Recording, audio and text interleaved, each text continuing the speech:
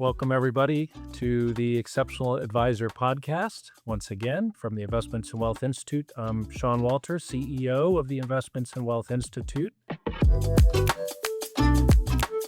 I've had the privilege of serving this profession for about 30 years. I'm not an advisor, but I do know the advice profession and the community of financial planning and financial advice very well. In fact, today my guest is Dane Snowden, the new CEO of the CFP Board of Standards. Welcome, Dane. Thank you, Sean. It's great to be here. So Dane and I have been in the same profession, leading associations for the majority of our careers, and we both come to the table leading credentialing bodies. Investments and Wealth Institute has 3 certifications. The CFP Board of Standards has, of course, the CFP certification. So we're looking forward to a really interesting conversation about a variety of topics. Dane, I can't think of anybody better to really talk through how the profession is evolving and heading than the head of the CFP board. So it's great to have you. Thank you for being here. Sean, it's great to be here and great to talk with you. You have been a leader in this field. I've been involved with CFP board for now 3 years, just 2 months as the CEO. But it's fascinating the whole ecosystem that we have here in this profession. As you alluded to, I've spent several years, the bulk of my career in this type of association type work. I got to tell you that the certification piece of it is probably the most rewarding. Yeah. So Investments and Wealth Institute's a community of advisors, and I usually start the conversation asking a question that's very community oriented, and that is, how did you get your start in the association management world? Was there somebody early in your career that kind of served as a catalyst or a mentor for you? But I was lucky. I spent 25 years in telecommunications. And so I started at the Federal Communications Commission. So I was appointed there by George W. Bush and his administration. And from there, I got recruited by a gentleman named Steve Largent. A few football fans may know who he is. He's a Hall Oh, of Fame yeah. footballer who played for the Seattle Seahawks.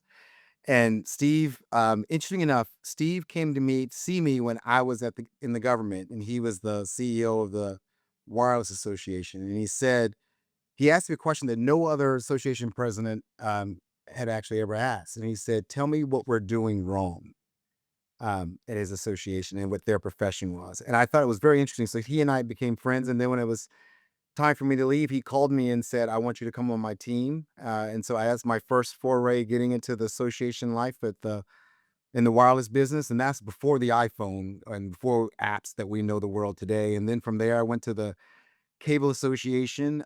This is right when broadband was really taking off. And I spent about 10 years there. And then I went to the Internet Association, representing, companies, Facebook, Amazon, those interesting, very dynamic companies. So I spent the bulk of my time, but how I got the CFP board is that when I was working for the cable business, I got a call out of the blue from a search firm that said the CFP board was looking for a public member. So like you, I'm not a CFP professional, but someone who could come on the board and give a perspective from the public. And I went through a very rigorous process. I jokingly say my process to become CEO was a little easier than it was to become on the board. And I went through that process, fell in love with the profession. And so, interesting enough, that's a little side story, Sean. My daughter was born during my time on the board of CFP board. And I got off all the different nonprofit boards I was on, but this one, because I was so taken aback by all the good work that's happening here. I just wanted to be a part of it. And so Yeah. that kind of got my journey to the path of where I'm sitting today. Wow. So yeah, so your path definitely ties into our topic, which is talking about the future of advice, where the profession is heading, how technology is going to either help or hinder the growth of the profession. And we'll get into all of those topics. We also will talk about trust and the role of the trusted advisor, especially as more noise kind of surrounds the client. The durable human skills that factor into the advice profession, and then we'll get into next gen and kind of the career path type of questions. I do want to just kind of tie in one piece of my own history, which I know you know, but most of the audience may not, is, I got my start at the International Association for Financial Planning in 1997 was my kind of first big association job, and moved to Atlanta. And that organization was founded in 1969, same year I was born, and founded the financial planning profession. Right. Ultimately, the CFP program came out of that, and then the Institute of Certified Financial Planners and the IAFP merged in 2000. I was part of that merger process with the Financial Planning Association. Don't need to do that process again. Mergers are quite mad. When you're in the nonprofit world, it's not as the same as a for-profit merger. Not at all. Yeah. So I definitely, so Dane and I share this common passion for the advice and financial planning professions, and have both worked all over the place in advancing standards. So this is not about, which designation is better or which designation does this or does that. It's all about putting the profession first and moving it forward. And he and I are both committed to that, and that's why it's going to be a really fun conversation today. Sean, just picking up on that, it's about the profession and it's about who the profession serves. And I think that's what one of the things I was so attracted to this role was because of what we do for the public and what we do for the American consumer out there. There's nothing better than that. I mean, I alluded to saying, I said 25 years in telecom, but that was helping, billion-dollar companies become trillion-dollar companies. And now what we're doing is actually helping everyday Americans have generational wealth, whatever that means to that particular family. And Yeah. I mean, you and I agree, that's an awesome responsibility and an awesome opportunity as well. Yeah. Well, and that kind of leads into our first kind of segment on AI, because that is the one piece of AI that is challenging to, it seems, is challenging to replicate, and that is that true care, empathy for the end client that a human can possess if they're in that fiduciary role. You guys have done, and I reference it all the time, the work you did in the future of the profession and the role of AI, and you've got the 4 quads. Yeah. Maybe talk a little bit about that report and the punchline to it. And is there one of those quads you think is most likely to play out, or at least which one keeps you awake at night? Yeah, it's interesting. So a couple of years ago, we were sitting having a strategic conversation with our board, and and then that's when AI really started to become, a part of an everyday conversation. And we wanted to make sure that at CFP Board, we were able to give thoughtful guidance to our certificates, to our registered programs, to our firms. And so we thought what we would do is create this working group. And we had a working group of about 25 or so professionals, some of CFPs, some not from our profession, some academics, some government officials as well, to come together to think through 4 scenarios that could happen. We didn't want to say that we weren't trying to predict the future, but we were trying to look through what could happen in the future as AI becomes as ubiquitous as it is today. And so there were 4 scenarios. One was the financial planner's best friend, where AI becomes that trusted partner, and the second was my AI. This is called my AI, and where big tech dominates. And then the third was full circle finance, where there's like a hesitation in tech and clients begin to distrust AI. And then the final one was we called it Silicon Valley joins Wall Street. And that's where we saw low trust of AI, but it opens the door for both AI and the human planner. And so we looked at these 4 scenarios and kind of went through what would happen if any one of them came true. And what's fascinating about it, I look at it from my point of view. I actually think the financial planner's best friend, meaning that AI becomes that trusted partner in my AI, where big tech will dominate. It's kind of a blend of those two. Keep me up at night, some, but I think the work that we're doing will help me and others sleep at night better because we're thinking about it now. AI is not going anywhere. It is definitely, we all know this. It's here. The question is, how do we harness it? How do we take advantage of it?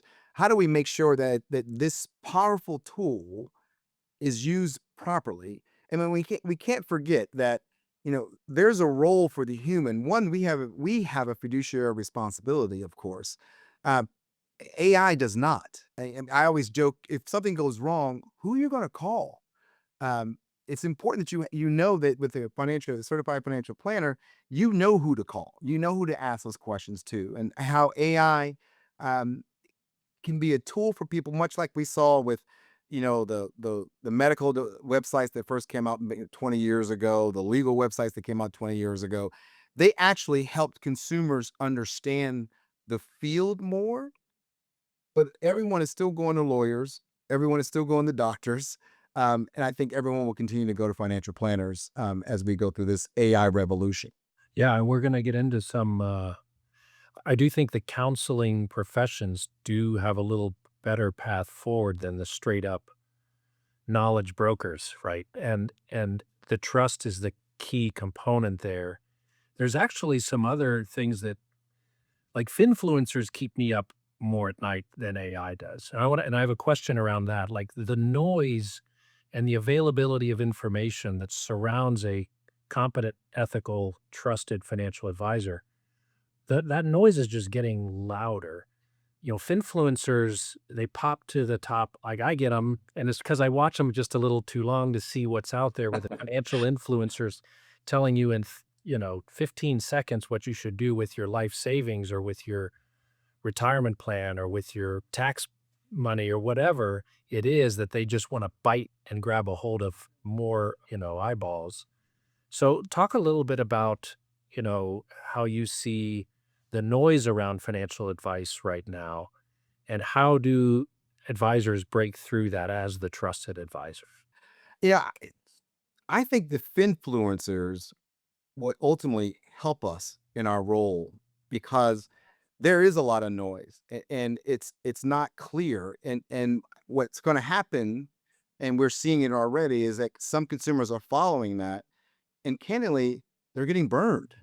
And so the more you see that happening, the more people will realize they need that trusted, competent, ethical financial planner. And so I see there's a lot of noise. And one of the things that we're doing as an initiative here at CFP Board is trying to, when we see some of those outrageous claims on some of the platforms, what we're doing is going out there and putting the right message and actually taking that message that you see in on one of the sites and having someone actually critique it and explain to the consumer why this is wrong, why that's bad advice, and why this shouldn't happen. And we're using CFP professionals to do that. And we now the internet is very big, and we know that. But we're doing our part to say we're going to try to attack the problem by making sure we can get good information, correct information, competent information out in the public domain as much as we can.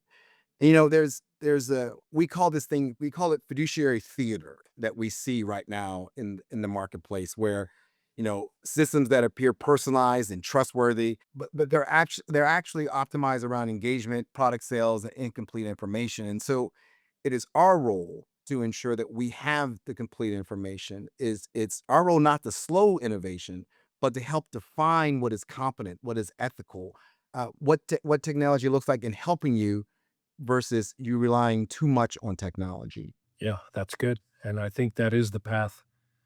I mean, if you look at history, that's pretty much been the way history's unfolded. And that's one of the arguments for AI being adopted by all of us professionals is it's yet another technology. Can you draw upon, just to kind of take that as a sequitur, your past role with the Internet Association and Wi-Fi? Like, do you see some parallels there? Well, I see a lot of parallels. I mean, if you look at the technology evolution, I mean, even if you take this profession, when robocalling came out, there was what we're not going to have advisors aren't going to have a role anymore. Clearly, that didn't pan out. When ATMs came out, banks won't exist anymore. We got more branches. When you think about what happens with technology, how it evolves, I mean, look at the world of taxi drivers. And when Uber came out, those same people were driving taxis and now driving Ubers and making more money. So that gig economy helped out. All the technology will help us evolve. Where we'll find success is how advisors can master that technology. And so one of the things that we tell our certificates all the time is learn this technology. Make sure you understand it. Make sure your clients know how you treat their information, that you're transparent with them of the use of their information, because the future, those kids in these registered programs that we have around the country, they're learning financial planning and they're learning AI. Their future clients are doing the exact same thing. And so it's important that we grow as a profession around this technology as it evolves. And it's interesting, Sean. I watched. I'm a big fan of watching those graduation speeches around the country this time of year. And I've noticed a couple of them, people have mentioned the growth of AI, and the students have been booing them. And I think that's because there are legitimate questions around this. Who's accountable? What happens when something goes wrong? What about the jobs? What about privacy? All these we're in a great frontier right now. It may not feel that way, but we're really at the tip of AI evolution and revolutions going on in this country. And so a lot of questions haven't been answered. So we need to go through thoughtfully, boldly, Yeah. in a way that's strategic towards our profession. Yeah. I have a couple thoughts pouring in my head. One is when I think about when I put on my history hat and I look back 100 years and the Industrial Revolution was kind of put on its head when robotics came into the field, after the Second World War. So you got the Industrial Revolution, which made workers very nervous. But then, of course, that was quite a boom for labor.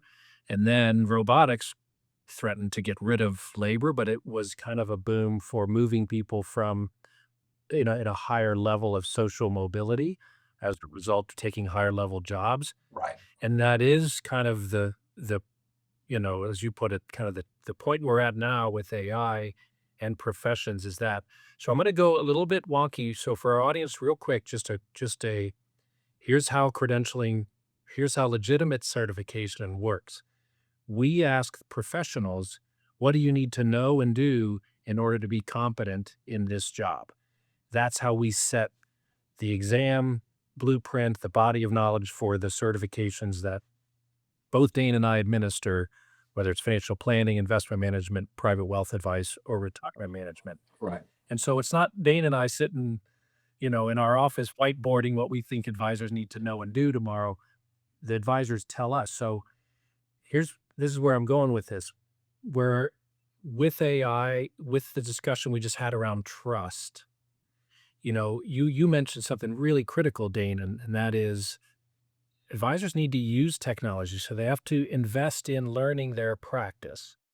They also have to invest in learning enough about their technical body of knowledge that when a client comes in and asks a question that they've already looked up on their AI friend, Right.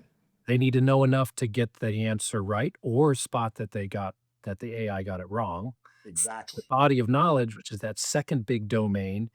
And then the third, which is I was my question for you, which is psychology of financial planning, behavioral finance, the counseling role that an advisor plays with their client. How is that going to grow over the next several years, given this emerging trends that we're seeing in our profession?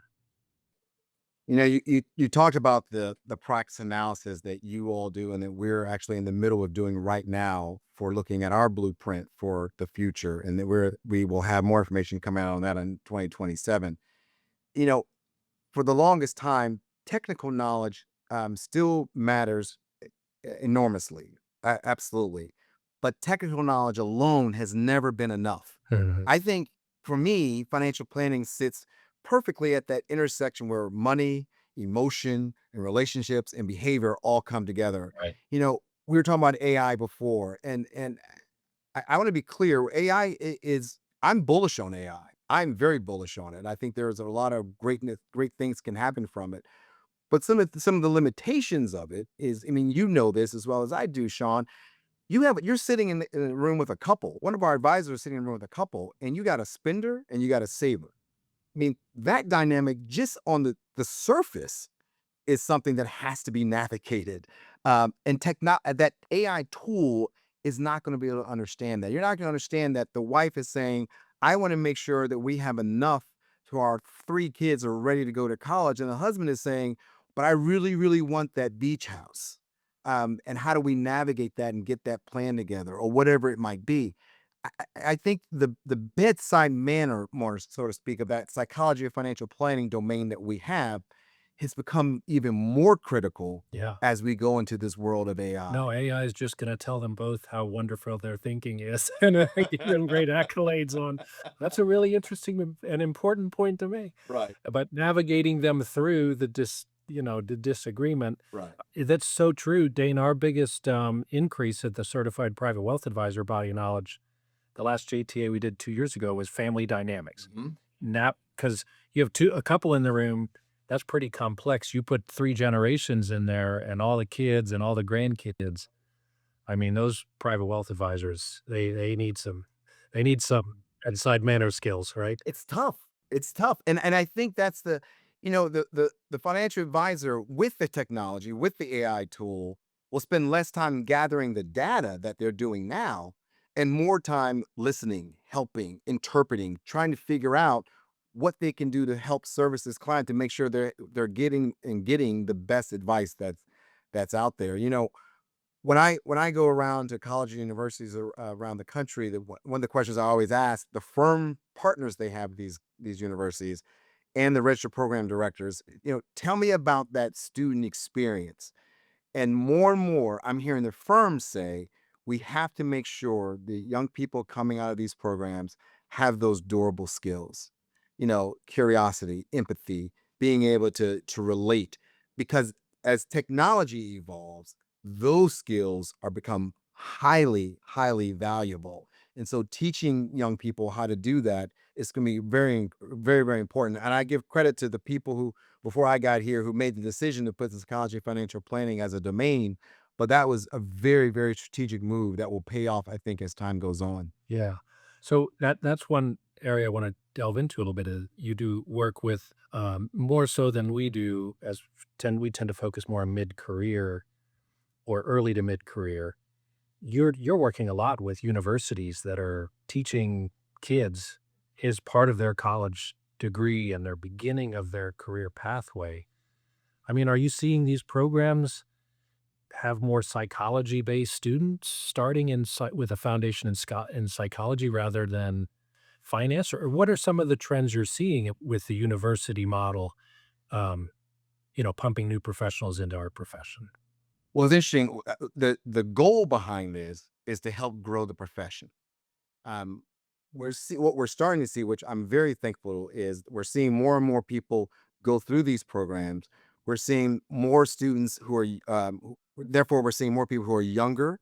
We're seeing more women. We're seeing more people of color go through the programs now versus where you would enter at a different level earlier in our profession. So that's the good part about this.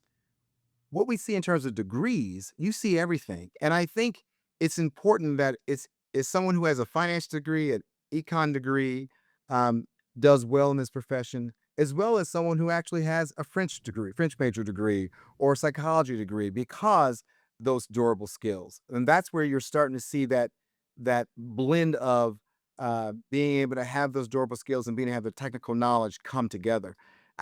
We do holistic financial planning, so we need holistic people. Yeah. And I think that's a good way of looking at it. So just sticking with younger planners and the next generation, any advice you have for them, either for them or the firms that are hiring younger professionals? My daughter, I've been trying to nudge. She's 25. I'm trying to nudge her in the direction of financial planning because women do very well in this profession. There's not enough of them in this profession. And the trends are showing that more and more of the wealth in the US is being passed along to women who then want to work with a woman professional. So I kind of got off of my soapbox there. I know it's one of yours too. But what advice would you give younger professionals looking at this as a career path? I think if you want to have a very productive, successful um, career where you can do well and do some good at the same time, become a certified financial planner.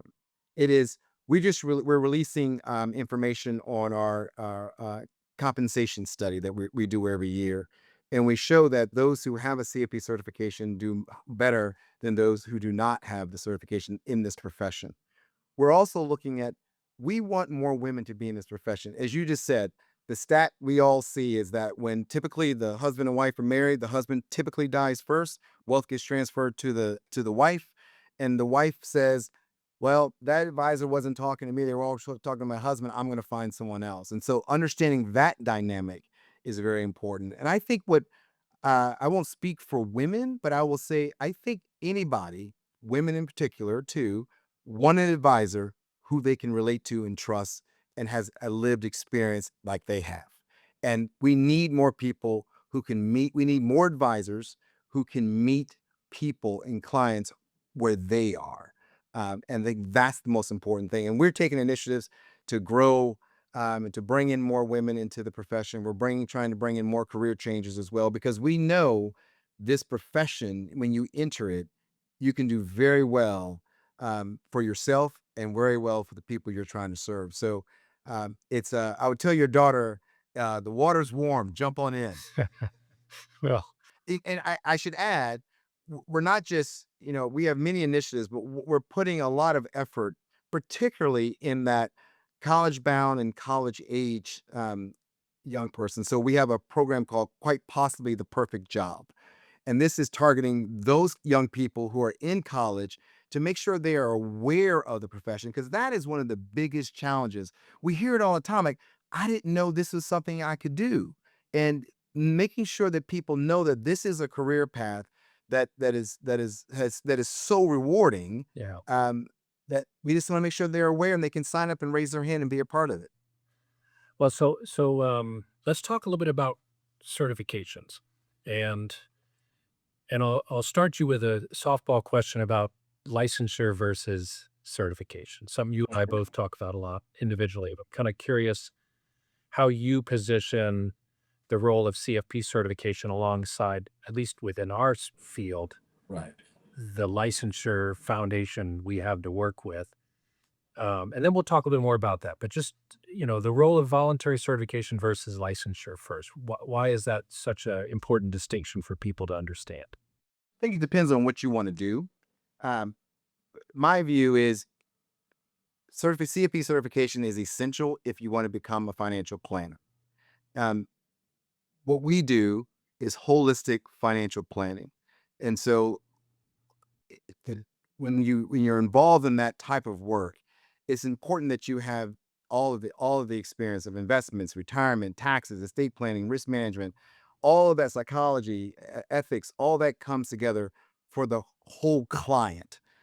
Some of the licenses are looking at pieces of the client's life. We look at it as the experience that clients are asking for is their whole life because it's all connected. And I think that's from our point of view, that's why if you want to do financial planning, holistic financial planning with fiduciary standards behind you, become a Yeah. CFP professional. And that was absolutely the vision in 1969, right? When Right. IEFP was founded by those various professionals. And licensure hasn't really changed a lot. Um, I mean, we could go into the topic. We could probably spend a whole podcast on regulatory, but from a perspective of what's best for the client and what's best for the professional who's trying to navigate which licenses to get in order to better serve the client, it's really an insufficient foundation. I'll say it. You don't have to. You work with regulators more than I do. So CFP has become, I think, that kind of dominant model for if I want to talk to a client about their problems, tax, investment, retirement, whatever, I got to know this stuff. And I certainly think that's the CFP advantage over licensure as a simple structure that we have in our space. And Sean, I think when I look at, I mean, you could say the licenses, I mean, one part of that is a specialization as well as some of the specialty designations. All of that deepens that expertise for sure. I believe CFP certification provides that holistic planning framework that ties all the specialties together. So you have that framework to start from Yeah. to grow to serve the client. Yeah. And now another question I'm going to ask you, which we both get, is in your mind, or how would you describe the difference between a certificate program, even one that might offer a designation, and a certification? How do you answer those questions? That's a good one, actually. I think for certification, I think it's the rigorous standards that go behind one versus the other. Now, for I mean, everyone knows this. For our certification, it's a journey. It's a long journey for people to take. And it's certain requirements, as you know, the experience requirements that you have to have 6,000 hours, you have to have the education requirement, you have to have take the exam. All of that is different than if you got a certificate of some sort. So when I look at our work, or the work behind our certification, it is grounded in so much effort that has to go into doing that to make sure that you're ready to practice independently, to advise those clients. When I see certificates, those are, and by the way, we support the idea of certificates as well, but you have to start with the framework, the foundation of the certification requirements that we have to become a financial planner, Yeah, I a certified financial I planner. certainly, I mean, we work with education providers like Yale and Chicago Booth that issue a certificate, so we support them as well. But I do think a lot of our industry, a lot of practitioners get confused about the difference between going to either an online or an in-person course, passing the test, which basically tests the knowledge from that course, Right. and then earning a designation that they can essentially hold in perpetuity, regardless of their ethics or continuing competency standards, right? Right. And that's a key part of that this as well. I mean, it's with CFP certification, you have to do a certain number of CE. I'm sure you do as well. And that's that continual learning part of the process. Um, I think that when we at the end of the day, we have to make sure the consumer knows what we're talking about. Um, they want to understand, someone may have alphabet soup after their name, but the consumer may not know what any of that means or understand how it relates to them. This is why we're spending a lot of time, a lot of effort, and a lot of money actually to promote CFP certification so that people know that it's as we say, it's got to be a CFP. So they know to ask that question of anyone they're working with so that because when they ask the question, they know what they're getting. And I think that's the key part, and sometimes that's missing when you have the certificates around. Yeah. No, I know, having worked for the Financial Planning Association in the late 90s throughout the early 2000s, that there was such a hand-to-hand combat to just get the advice profession to recognize one predominant mark as, a standard for financial planning, and CFP emerged from that, I think, quite healthy. I know you also, as a CFP board, recently made the decision to recognize the CIMA, this our certification, the CIMA, as educational approach, and the certification marks as an exemption. So, are you seeing, kind of, instead of the old days when it was one profession, one designation, are you seeing now with the CFP board and the board of directors and the maturation of the profession, kind of more, I guess, openness to specialty certifications getting layered on top as advisors gain more expertise? Well, let's start with the designation of SEMA and becoming a part of our accelerated path. And we took a hard look. Our commission, we had a commission that looked at this for 2 years, and they decided that we would add SEMA to that list of accelerated path, which means that you can bypass the education requirement if you have a SEMA designation. And it was a thoughtful approach. I mean, one I guess one nuance of that is that you still have to have a college degree to become a CFP professional or sit for the exam. And I'm not sure if that's not a requirement of the SEMA designation, but we think it's a great way to have folks come into the profession and have an accelerated path into the profession. And we also don't think you should duplicate a lot of the work you've already done. And so looking at the standards that you all have for SEMA and our standards, we said it does make sense that someone who has that can move faster through the process, through that journey to sit for the exam. The exam is the great equalizer, though. No matter what you come to, when you still have to pass the exam, no matter if you're coming through the normal path or through the accelerated path, like you would be if you have a SEMA designation. Yeah. And so much goes into developing those exams. It's similar for us. The About almost half now of our CPWA certificates have a CFP before they come to CPWA. Hmm. I don't say this, but a lot of those who go through it just say the foundation provided by the CFP makes CPWA so much more relevant, and they're just more successful candidates. I won't get into pass rates and all that, but they just typically they have a better foundation they're starting with. And so Right. I do think that's absolutely the pathway. And I think life we both agree, and this kind of leads to my last question, is lifelong learning is just it's a constant journey. Right. And that leads me to my kind of wrap up question for you. I mean, this Can I podcast. can I Yeah. add one thing before you do the wrap up question? Because I think it's important as it relates to, you know, CPW and SEMA and all the other designations. I mean, the future of the profession isn't in necessarily fewer specialists.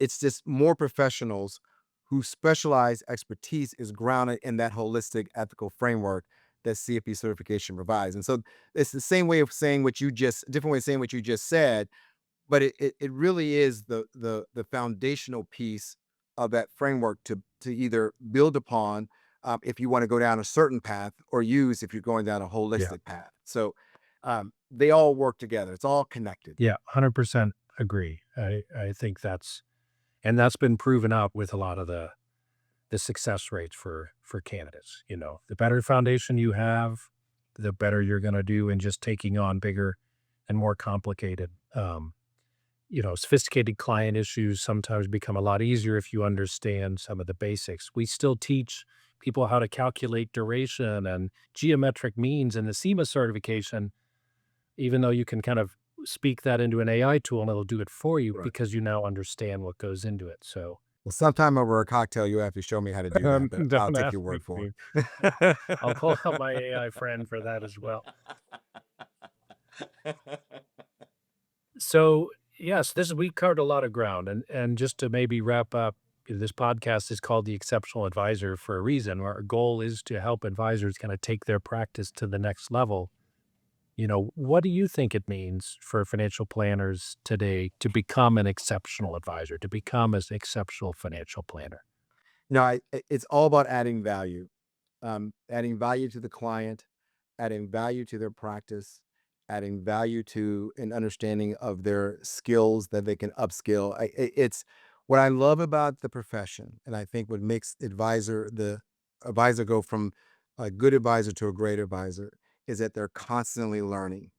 And I think that's the key differentiator with our profession. We're always learning, we're always growing, and that will allow us to serve more clients more effectively, and become truly that trusted companion to families around the country. And that makes all the difference in the world. And we started with AI, and I'll end with AI. The more advisors can look at AI as a tool to help increase their value to the client, Yeah. the better advisor they will be. Well said, Dane. And thank you for joining me, my friend. It was really good to spend time and talk with you. And I also want to thank you for the work you're doing personally and within the CFP Board of Standards.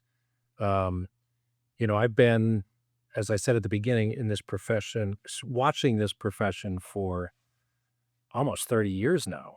And the evolution of the advice profession from a really brokerage mindset to one where they're really putting the client first as fiduciary and it's advisory and consultative has just been due to work like the CFP Board, Investments Wealth Institute, IMCA, Financial Planning Association, CFA Institute, so many organizations, the American College, that have all just been pushing to professionalize this workforce. And so thank you for all the work you guys are doing on that. Well, I appreciate it. And it is a partnership. I mean, I think the work we do with you, FPA, NAFA, all the organizations in the ecosystem, we all grow together. And I think we all serve the American public. And the more we do things together, the better we all will be and better the public will be served. So I'm excited for all of what we'll do together. And I'm excited for Yeah. working with you more closely. And I really appreciate the opportunity to be with you today. It's a great podcast. Thanks, Dane. Take care. Well, so thank you all, our listeners. This is exactly the kind of conversation that we try to have on this podcast. So to everyone listening, please tune in, follow us, and share us with your friends. If you want more information like this from the Investments and Wealth Institute, please visit our website. Until next time, let's be careful out there and keep raising the standard. Thank you.